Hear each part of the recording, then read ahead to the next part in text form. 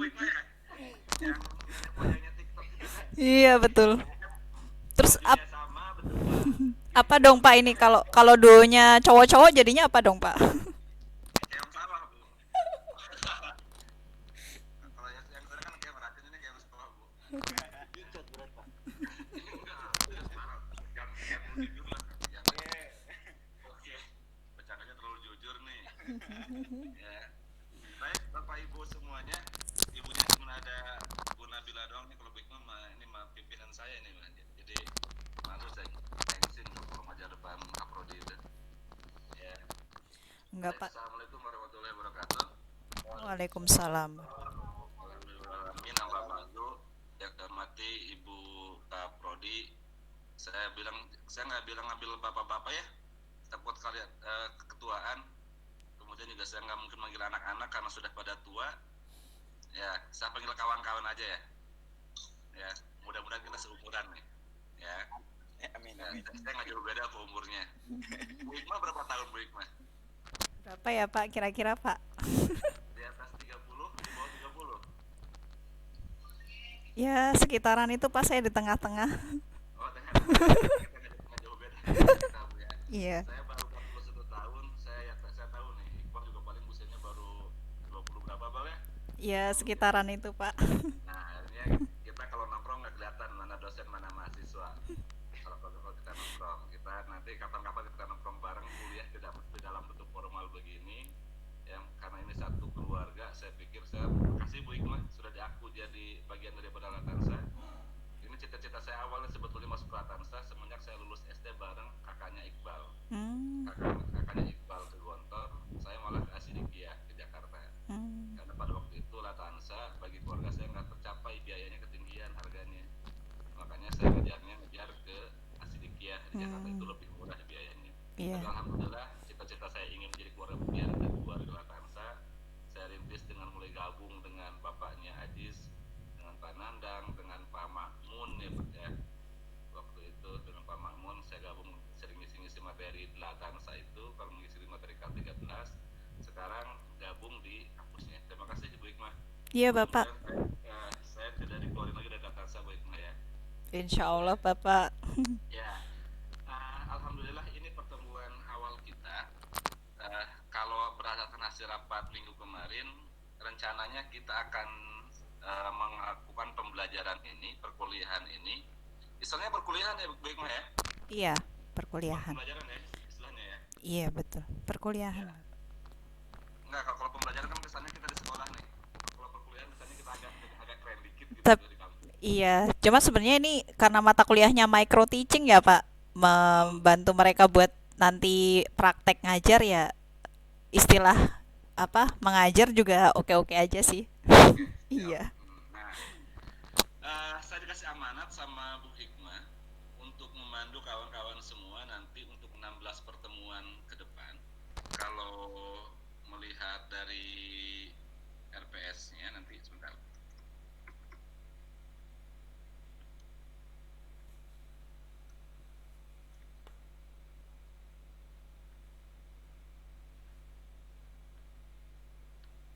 Mana nih sebentar ya.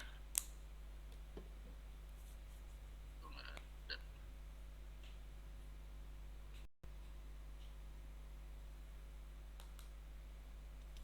Sebentar.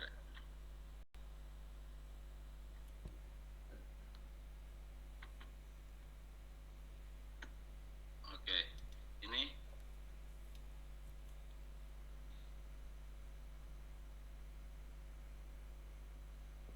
nah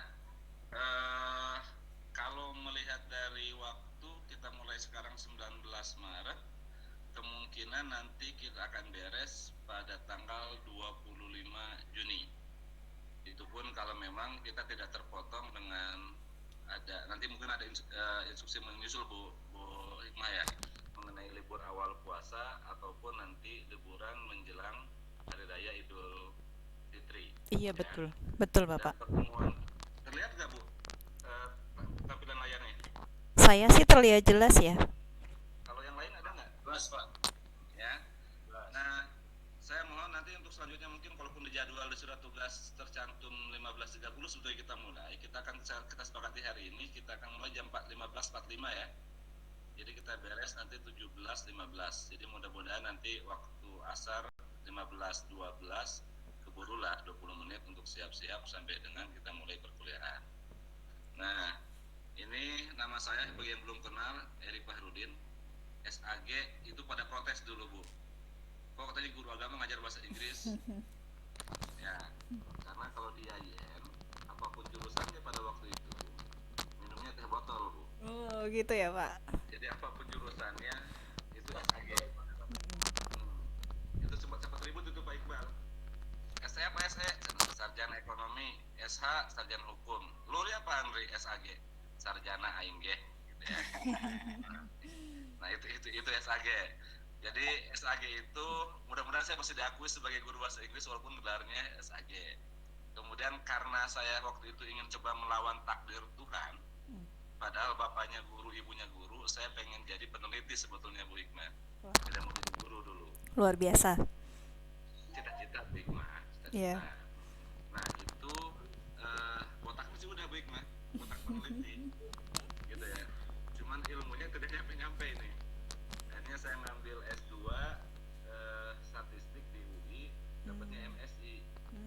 Pas lagi kuliah daftar PNS malah jadi guru. Akhirnya ternyata takdir Tuhan ya begitulah, bapaknya guru, ibunya guru, anaknya ya mau tidak mau harus jadi guru lagi. Jadi kepakailah MSI-nya ke belakang. Oke, untuk pertemuan pertama hari ini makasih banget Bu Hikmah sudah dikasih panduan awalnya untuk materi kita hari ini. Itu kita hanya coba kontrak belajar, terus membicarakan yang selanjutnya itu mengenai inti dari micro teaching itu. Kemudian nanti menjelaskan beberapa aspek perkuliahan, menjelaskan referensi yang digunakan dalam pembelajaran. Lebih lengkapnya nanti akan saya kirim buku dari kiriman dari Bu Hikmah. Kemudian juga nanti akan mengirimkan lagi bentuk PDF yang lainnya untuk bahan bacaan. Tapi yang jelas kita akan coba bekerja nanti Bapak Ibu semuanya, kawan-kawan semuanya, kita akan menggunakan Google Worksheet atau dengan menggunakan Google Doc. Jadi hasil pekerjaan semuanya bisa terdokumentasikan dalam satu file. Kemudian kawan-kawan yang lain bisa melihat hasil pekerjaan yang lainnya dalam satu file. Kita akan diskusi semuanya dalam Google Doc. Jadi kemungkinan kita akan menggunakan pembelajaran perkuliahan kita pertemuan 1 sama pertemuan terakhir itu untuk tugas-tugasnya itu menggunakan Google Form dan juga menggunakan Google Doc. Sekalian kita juga akan belajar karena kawan-kawan juga kalau saran dari Bu Hikmah pesanannya bagaimana harus memastikan kawan-kawan mahasiswa sekarang beres mata kuliah ini mampu mengajar di kelas. Walaupun memang sebetulnya saya sepertinya pada saat ini berhadapan di depan orang-orang yang sudah ahli sebetulnya, tidak perlu saya ajarkan. Karena saya paham betul bagaimana doktrinan Gontor, Bu.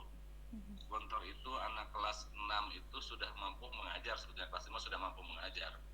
Jadi kalau sekarang ada program begini, bagi mereka ini sudah di luar kepala lah untuk materi-materi micro teaching. Apa mata kuliahnya? Jadi kalau yang di Gontor itu oleh tadris ya. Kemudian nanti terakhir prakteknya tarbiyah amaliyah kan? Iya Pak, tarbiyah amaliyah. Tarbiyah amaliyah berapa tahun Pak? 1 tahun Pak, 5 tahun. Nah, jadi saya pikir Bu Hikmah untuk Latansa ini sudah selesai sebetulnya kalau mahasiswa-mahasiswanya yang seperti ini yang ada di hadapan saya pada hari ini. Kecuali memang mahasiswa-mahasiswa Latansa yang ada di hadapan saya hari ini adalah lulusan SMA tok. Seperti ini adalah sesuatu hal yang baru. Tapi untuk yang mereka ya sudah dolok kepala ya apa bagus ya udah nyantai begini lah ya. Allah Pak. Nah ini kemudian pertemuan kedua nanti kita akan coba memahami tentang langkah-langkah observasi kelas sebelum praktek mengajar nanti. Kemudian pada pertemuan ketiga nanti kita akan mempelajari tentang hakikat keterampilan dasar bertanya dan nanti bagaimana cara menjelaskan dan sebagainya. Ya.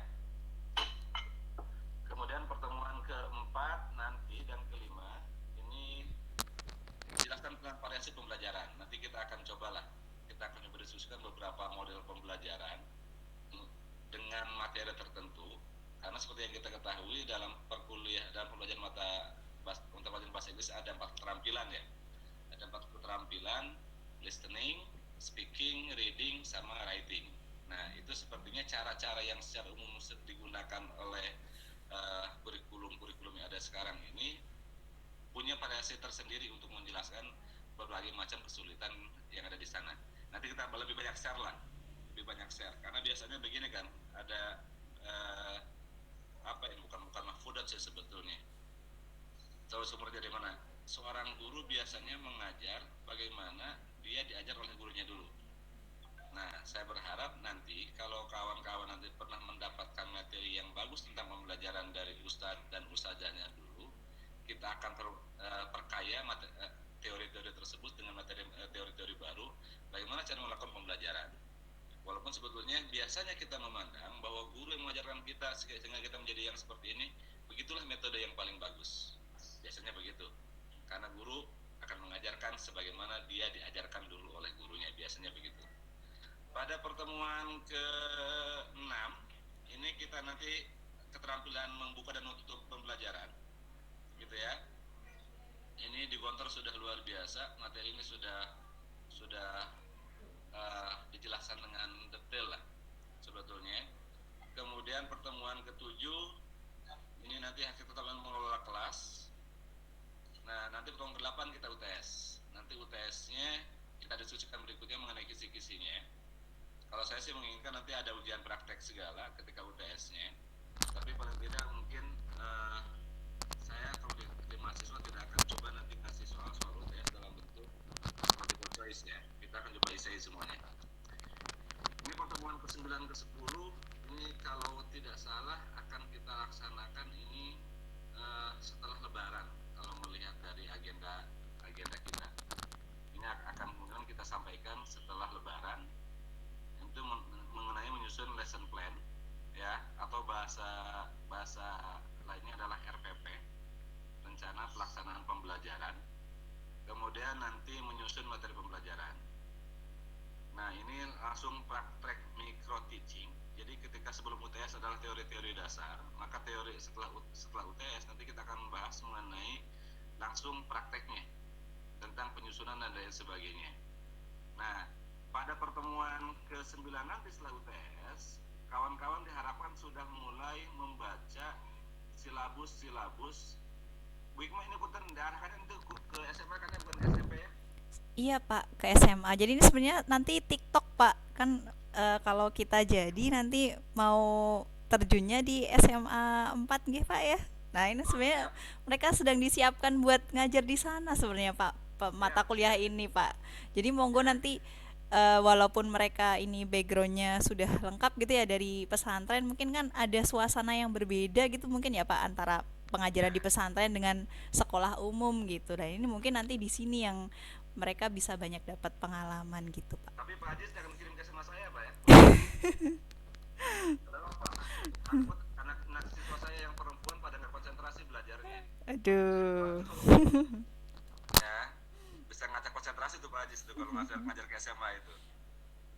Ya, bercanda Pak Haji, bercanda. Nah, nanti setelah UTS, saya harapkan walaupun Bapak Ibu kawan-kawan sudah terbiasa lah dengan membaca silabus, nanti kita akan coba menyusun RPP. Karena termasuk saya pribadi, Bapak Ibu semuanya, kadang-kadang menyusun RPP kalau lagi pusing itu kopas dari file-file yang beredar di grup-grup MGP, di grup-grup guru bahasa Inggris, tanpa memperhatikan bagaimana karakteristik anak didik kita, tanpa memperhatikan bagaimana karakteristik sekolah kita. Contoh, ada kadang-kadang sekolah yang di kampung dia menggunakan media pembelajaran, Google waktu itu masih menggunakan internet, padahal di daerahnya tidak ada internet. Nah, kemudian sampai juga pada hal mana yang akan kita ukur dari bahasa kurikulum itu, aspek mana nanti kita akan belajar mulai taksonomi Bloom nantinya, dari mulai C1 sampai dengan C6 kita akan bahas HOTS, LOTS dan lain sebagainya, dari mulai high order thinking skill, kemudian low thinking skill juga, low order thinking skill jelas sebelum UTS 7 pertemuan pertama kita akan coba bahas teori-teori pembelajaran aja dulu. Oleh karenanya nanti kita akan bagi kelompok. Kalau 8 orang begini enak sih Bu baginya saya. Jadi untuk tugas pertama nanti kita akan bagi siapa yang harus presentasi ke depan, nanti akan kita diskusikan. Nah, kawan-kawan semuanya, ini pertemuan ke-11 dan ke-12 kita masih menyusun lesson plan, masih menyusun RPP, ya. Materi pembelajaran biasanya kalau di umum di sekolah negeri, terutama bahasa Inggris wajib, biasanya materi pembelajaran terpaku pada